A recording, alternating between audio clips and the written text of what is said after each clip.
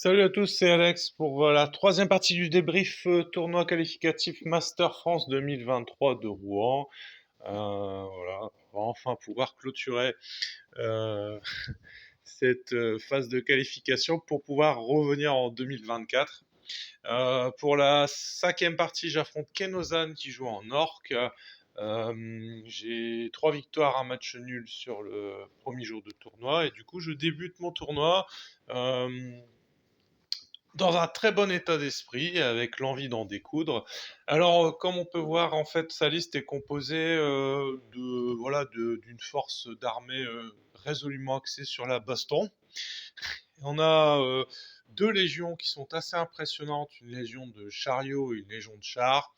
Et on a ensuite quand même une majorité d'infanterie. Après, c'est une liste orque, hein, donc c'est assez classique. L'armée est magnifique, on peut la voir en photo. Alors, Kenozan, je l'avais déjà affronté avec une armée du Trident, et là, ici, on est sur une armée d'orques avec un style de jeu complètement différent. Sur cette armée orque, il va falloir que je me méfie de son monstre volant.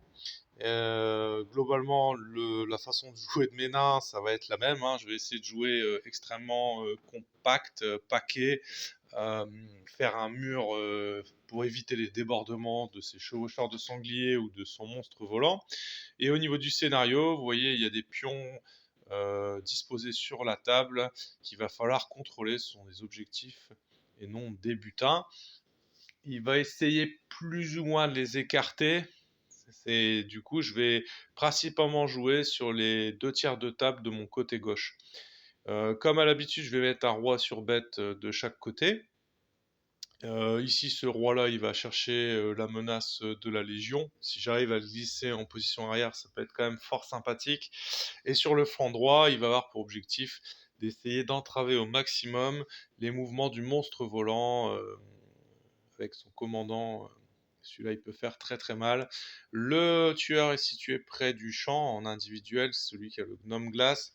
Et lui, il va clairement attendre avec impatience l'arrivée dans les combats du monstre volant pour pouvoir le charger et éventuellement euh, faciliter son immobilisation et sa destruction. Alors, par rapport à sa légion de chars qui est sur ce flanc, en fait, j'avais dans l'idée d'utiliser la barrière et le champ pour essayer au maximum de l'handicaper. Et une fois bloqué au corps à corps, j'espérais pouvoir le charger avec le roi sur bête de flanc. Avec son monstre volant, dans les premiers tours de jeu, il va essayer de se positionner de telle manière que je ne puisse le voir avec mon roi sur bête et avec mes Iron Guard. Donc là, évidemment, je considère que j'ai pas forcément très bien positionné mon roi, vu qu'il arrive à sortir de mon angle de vue. Je pense qu'en jouer plus habilement, il aurait pu ne pas trouver d'angle de vue pour sortir de ma vision. Et on voit ici sur la colline, hein, les tueurs de trolls. Alors ça, c'est un truc que j'ai fait pas mal sur mes parties test et sur les tournois. Les tueurs de trolls qui dévalent la colline, c'est assez sympa. Alors en fait, ce qui est bien, c'est que je vais avoir un premier rideau de guerriers nains assez solide. Eux, ils sont derrière la colline, et dès que je vais perdre ne serait-ce qu'un régiment de guerriers de cette première ligne, je peux charger avec les tueurs par la suite, en fait. C'est ça globalement l'idée. Et du coup, enfin, en fait, ce qui va quand même être compliqué pour moi dans cette partie, c'est que face à la résilience de mon armée habituelle, on va avoir quand même des forces dévastatrices assez considérables dans cette armée orque, et du coup, il peut passer à travers mon armée naine sans trop de difficultés finalement. Euh, donc en fait, qui va l'emporter entre le qui coupe et le bouclier nain? C'est ce que va nous démontrer la suite du rapport de bataille. Là, ici, sur la flanc droit, je vais charger à travers la forêt sur ces chariots qui tirent avec mes chiens pour essayer de le bloquer. Et après, lui, clairement, c'est pas une charge qu'il va lancer, mais ça va être un assaut général, hein, comme le bon vieux fluff des orques. Du coup, il va charger avec la totalité de ses unités sur le flanc gauche. Alors, malgré la présence du champ, le fait qu'il charge mes briseurs de bouclier avec sa légion de chars qui sont d'F4, il va passer à travers en une phase. Mais le plus dur a été encaissé et mes Iron Guard ont survécu. Et du coup, c'est à ce moment que les nains voilà, sont les meilleurs, c'est quand ils vont contrecharger. Donc comme j'avais précisé, mes tueurs vont dévaler la colline sur le régiment de sangliers qui n'a pas su prendre les Iron Guard. Et mon roi sur bête va charger de flanc la Légion, qui, privé de sa charge fracassante, va être en grande difficulté. Sur l'autre flanc, il a réussi à me prendre une unité avec sa légion de chariots, mais il va se trouver chargé de flanc par ma horde de guerriers. En fait, c'est même pas une unité qu'il a pris avec son chariot, il voulait prendre un porte-étendard, mais le fait qu'il soit gêné et le fait que les porte-étendards nains ont défense 5, il a raté sa charge, du coup il n'a pas pu faire sa percée, du coup il s'est retrouvé chargé par ma horde de flanc.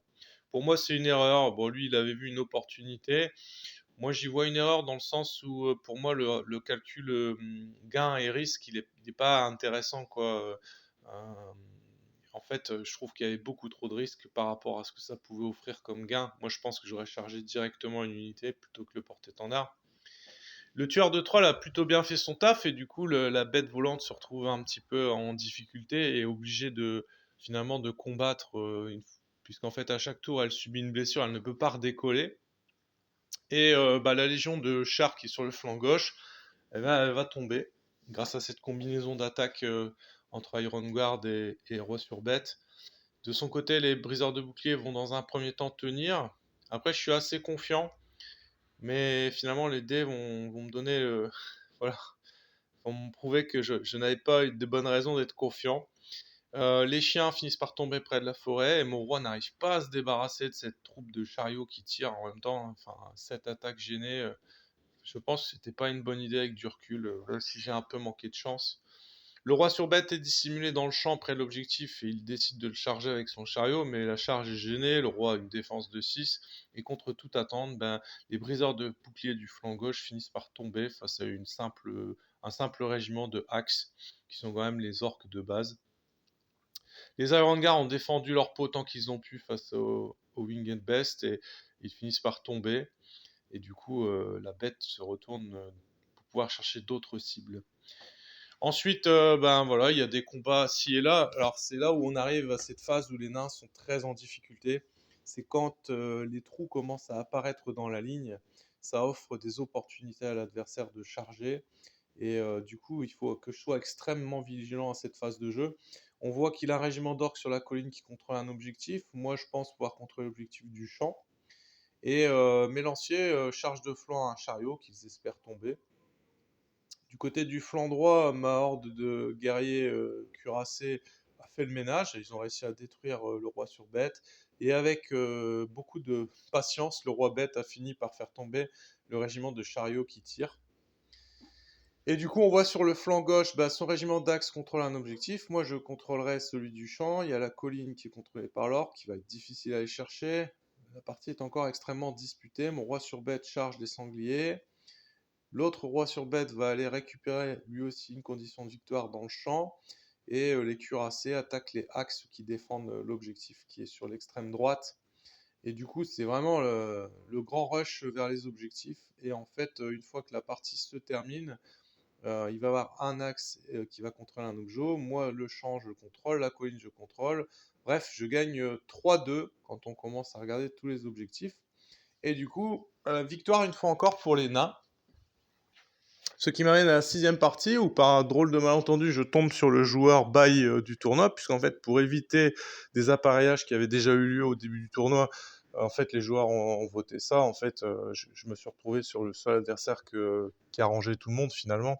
Et du coup, en tant que, à ce moment-là, je suis en place pour la première position du classement et je tombe sur le joueur bail. Et en fait, je ferai pas le rapport de bataille parce qu'il n'a pas d'intérêt stratégique. Parce qu'en fait, ce qui s'est passé, c'est qu'au tour 4, mon adversaire est cloqué.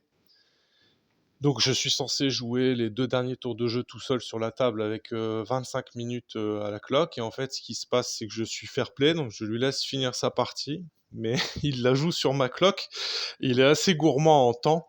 Et du coup, lui, comme il joue des buts un peu à King of War, ce qu'il fait n'est pas très intéressant à voir. Et moi, de mon côté, étant pressé par le temps, je commets des erreurs. Et alors, bouquet final, malgré le cadeau que je lui fais, lui, je lui accepte en plus de tout ça des backups. De son côté, le seul backup qui me refuse, que je lui demande, il me le refuse.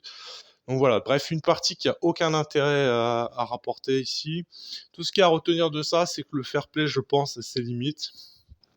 Et ça, j'en ai bien pris note parce que du coup, ce qui se passe, c'est que je fais un match nul sur ma sixième partie contre un adversaire qui est cloqué au tour 4 et de son côté, AVL gagne et du coup, il finit premier et moi deuxième. Donc à la fois super content et un léger goût amer dans la bouche qui est, je pense, tout à fait entendable après 2 jours de tournoi avec des parties assez serrées. Finir de cette manière, c'est un peu dommage, quoi. Mais voilà, toujours un accueil merveilleux à Rouen. Franchement, c'est toujours un bonheur de revoir enfin, l'EF, Quantix, AVL. Et puis, c'est vraiment un chouette souvenir. Et je me souviens, voilà, quand je sors de ce tournoi, je fais un qualif deuxième et un troisième. Je me dis, franchement, les masters français, voilà, je m'espère à un premier tiers de classement. Et voilà, je repars de là avec le grand sourire. Et du coup, le prochain débrief tournoi, ce sera enfin les masters français. Et puis après, du coup, bah, une fois terminé ça, on pourra enfin recommencer des débriefs tournois et des débriefs de rapports de bataille qui sont liés à 2024. Voilà, je vous souhaite à tous plein de belles choses, plein de 6, et surtout, n'oubliez pas, quand votre adversaire est cloqué au tour 4, ne le laissez pas finir sa partie. Sinon, ça vous créera des problèmes. Voilà, je vous dis à bientôt. Salut.